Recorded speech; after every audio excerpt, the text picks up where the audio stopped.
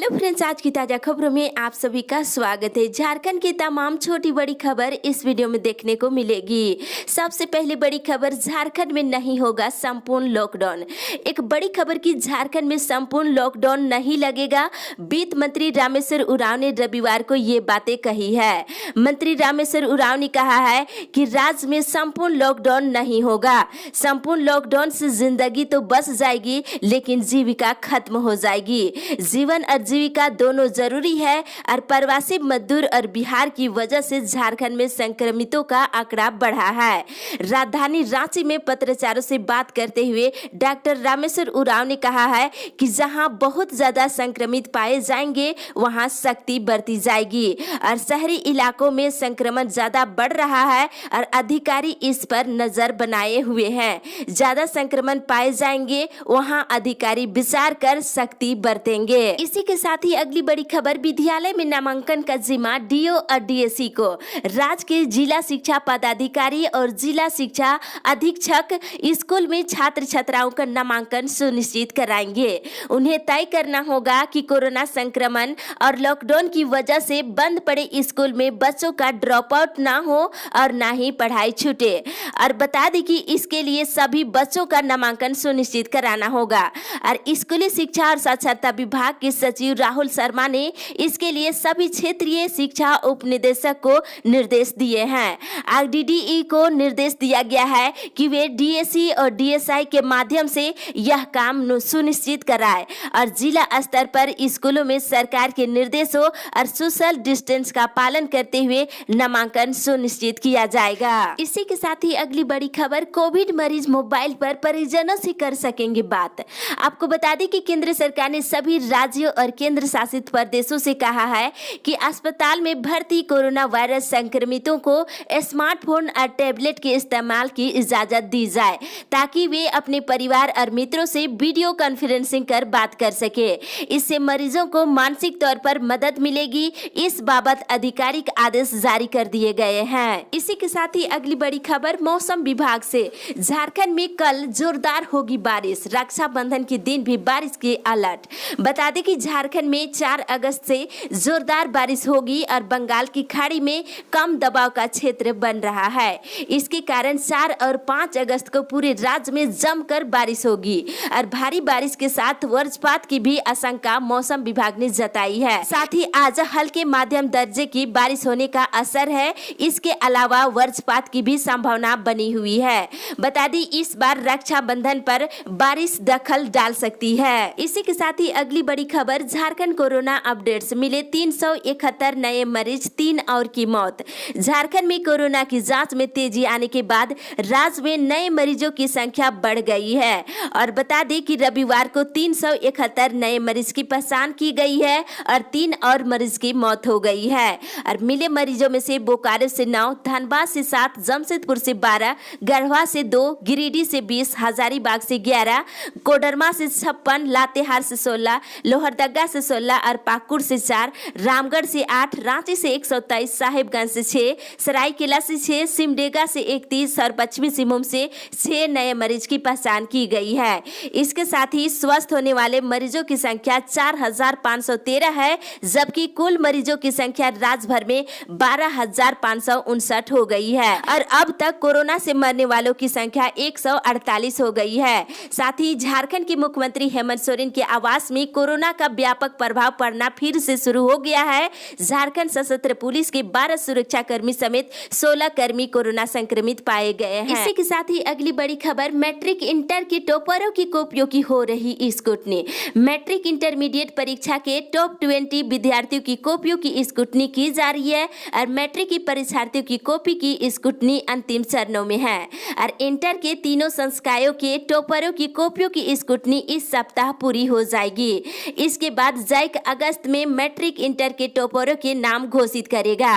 राज्य सरकार ने इस वर्ष मैट्रिक और इंटर के टॉपरों को पुरस्कृत करने का घोषणा किए हैं। इंटर के फर्स्ट टॉपर को 3 लाख, सेकेंड टॉपर को 2 लाख और थर्ड टॉपर को 1 लाख रुपए दिए जाएंगे, जबकि मैट्रिक के स्टेट टॉपर को 1 लाख, सेकेंड टॉपर को 75,000 और थर्ड टॉपर को 50,000 रुपए दिए जाएंगे। इसी के साथ ही अगली बड़ी खबर, NCDELED प्रशिक्षित पारा शिक्षकों की हुई बैठक।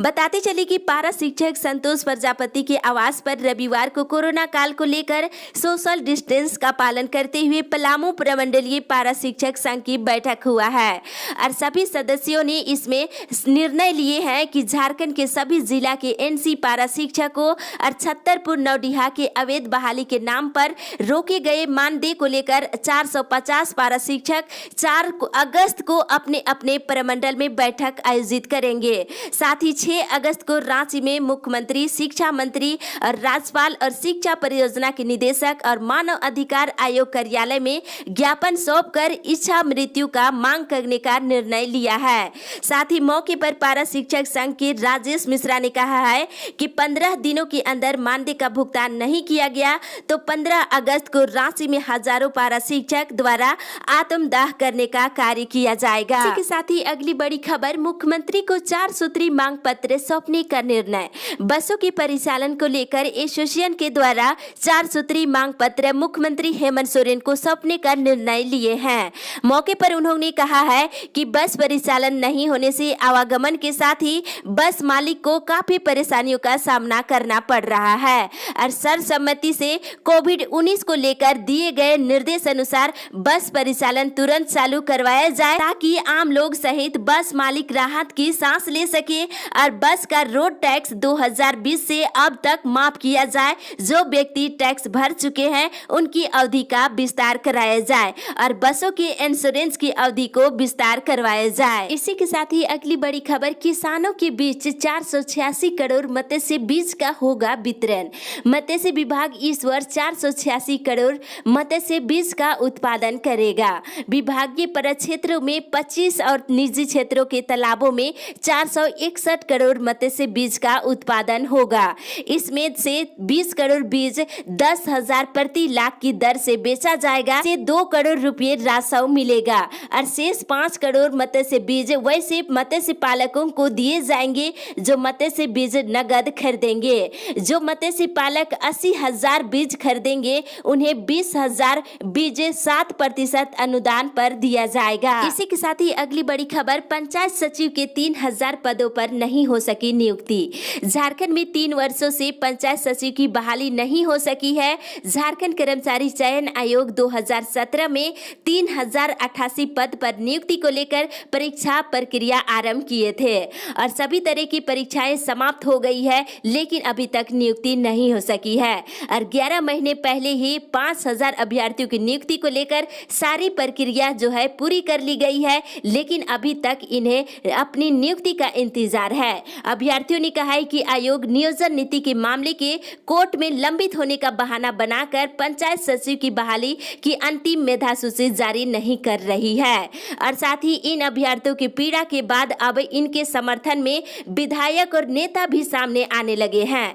विधायक सितार सोरेन ने पत्र जारी करके इनके आंदोलन को समर्थन किए हैं। साथ ही विधायक बंधु तिर्की भी इन अभ्यर्थियों के पक्ष में उतर गए हैं। इन लोगों का कहना है कि इनकी नियुक्ति में देर नहीं होनी चाहिए। साथ ही अगली बड़ी खबर, प्रवासी मजदूर करेंगे आंदोलन। भाकपा माले तत्वाधान में प्रवासी मजदूरों की बैठक किया गया है और इस बैठक में विभिन्न राज्यों से रोजगार विहीन होकर लौटे मजदूरों के हालात की समीक्षा करते हुए उन्हें राशन और रोजगार मुहैया कराने की मांग की जा रही है। साथ ही रोजगार नहीं तो बेरोजगारी भत्ता 10,000 रुपया देने और प्रवासी मजदूरों को निःशुल्क निबंधन कर तमाम सुविधाएं तत्काल मुहैया कराने की मांग कर रहे हैं और लेबर कल्याण कोष में जमा राशि से मजदूरों को आर्थिक सहायता देने जैसे महत्वपूर्ण मांगों पर गहन विचार विमर्श किया गया है और जिसकी उपेक्षा करने पर उपस्थित प्रवासी मजदूरों के साथ मिलकर जोरदार आंदोलन करने की बात कही है। इसके साथ ही अगली बड़ी खबर, मिड डे मील में बच्चों को नाश्ता भी मिलेगा।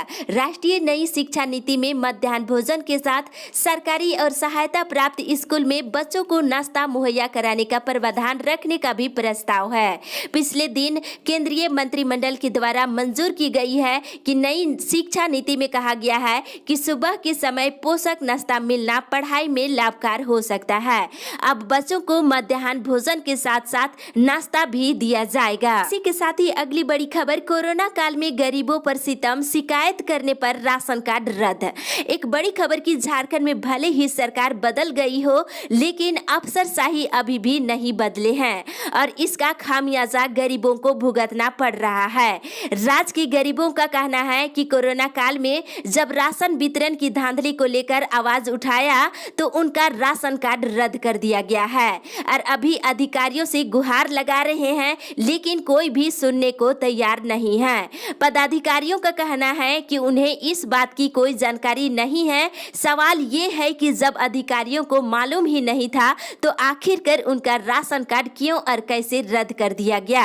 गरीबों ने कहा है कि चुप नहीं बैठेंगे, इस सिस्टम के खिलाफ अपना आवाज जरूर उठाएंगे। उन्होंने कहा है कि अक्सर डीलर गरीबों की हकमारी करता रहा है और वे उनके हिस्सों का राशन जो है बेच देते हैं। अब इसके खिलाफ अपना आवाज उठाने की कोशिश किए तो उनका राशन कार्ड को ही रद्द कर दी जा रही है। इसी के साथ ही अगली बड़ी खबर, दुर्गा पूजा में ना पंडाल बनेगा ना ही लगेगा मेला। बता दें कि कोरोना के लगातार बढ़ रहे संक्रमण को देखते हुए राजधानी में इस बार दुर्गा पूजा में ना तो पंडाल बनाया जाएगा और ना ही मेला का आयोजन किया जाएगा। सिर्फ ऑनलाइन दर्शन की सुविधा उपलब्ध होगी। ये निर्णय जो है रांची जिला दुर्गा पूजा समिति की बैठक में लिया गया है। इसी के साथ ही अगली बड़ी खबर, सहियाओं की समस्या का जल्द होगा समाधान, मिली आश्वासन।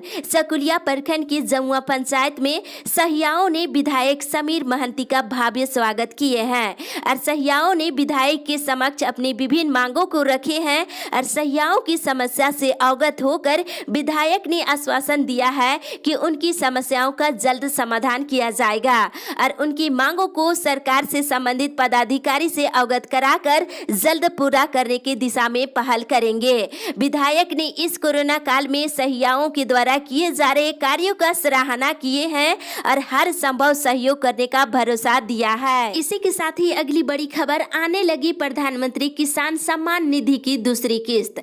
पीएम किसान सम्मान निधि योजना के तहत किसानों के खाते में इस वित्तीय वर्ष की दूसरी किस्त भेजने की प्रक्रिया केंद्र सरकार ने शनिवार से ही शुरू कर दिए हैं, लेकिन पिछले बार की तरह इस बार भी राज्य के लाखों किसानों के खाते में 2000 रुपए की ये किस्त जो है नहीं भेजा जाएगा।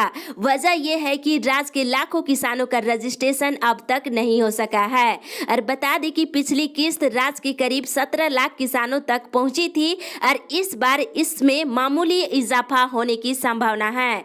साथ ही इधर योजना बंद होने से किसानों को नहीं मिलेगा लाभ। मुख्यमंत्री कृषि आशीर्वाद योजना बंद होने से किसानों को लाभ नहीं मिलेगा। ये सभी बातें भाजपा नेता ललित मोहन गिलुआ ने कही है। उन्होंने कहा है कि विभाग के द्वारा इस वर्ष फसल बीमा से किसानों को वंचित रखा गया है। दूसरी तरफ क्षेत्र में अच्छी बारिश नहीं हो रही है, ऐसे में इस साल सूखा की स्थिति उत्पन्न हो सकती है। इसी के साथ ही अगली बड़ी खबर, बाबा धाम में देवघर के 100 लोग आज से कर सकेंगे पूजा अर्चना।